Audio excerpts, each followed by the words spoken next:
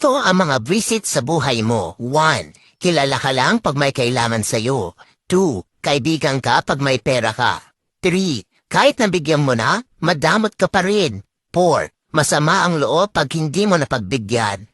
5. Hindi marunong magpasalamat. 6. Inggitero o inggitera. 7. Nagtatago kapag siya meron. 8. Hindi natutuwa kapag kumaangat ka. 9. Mabait sa'yo pag may hinihingi na pabor. 10. Kaibigan ka daw pero inilalaglag ka.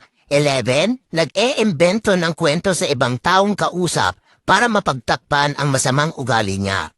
Kaya lagi mong tatandaan na ang pagiging mabuting tao ay hindi basehan sa kung ano ang natapos mo o anong relihiyon mo. Nakikita ito kung papaano mo itrato ang iyong kapwa-tao. Pero minsan kailangan mo magbago dahil hindi lahat ng tao na sa paligid mo deserve ang kabutihan mo.